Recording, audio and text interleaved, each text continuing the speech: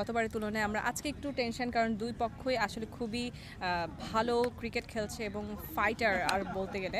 And আজকের ম্যাচটা আসলে দুর্দান্ত একটা কঠিন ম্যাচ বলে আমি মনে করছি। So best of luck for us, and আমাদের সাপোর্ট করবেন সবাই, স্বপ্নধারা স্পার্টানস, অ্যান্ড আমাদের সেলিম ভাইয়ের টিমটা, যাতে আমরা উইনার হতে পারি। শেষ পর্যন্ত উইনার হতে হবে আমাদেরকে।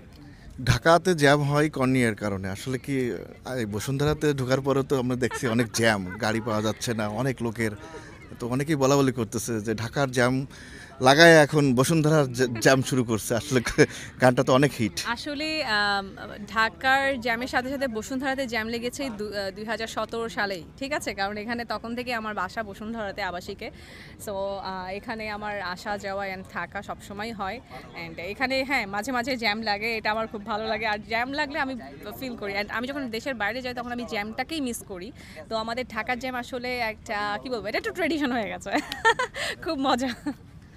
তো সামনে মিউজিক কোনটা দেখতে পাচ্ছি সেরকম হিট গান?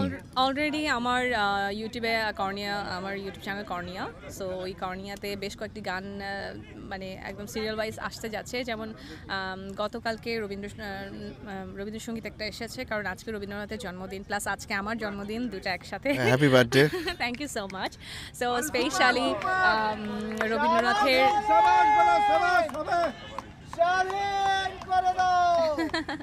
সবাই আসলে খেলায় এতটা মগ্ন, আসলে আমরা সবাই এখানে খেলা এনজয় করছি। এনিওয়েজ, তো রবীন্দ্রনাথের জন্মদিন যেহেতু, আমি সবসময় রবীন্দ্রসঙ্গীত গেতে খুব পছন্দ করি, ভালোবাসি।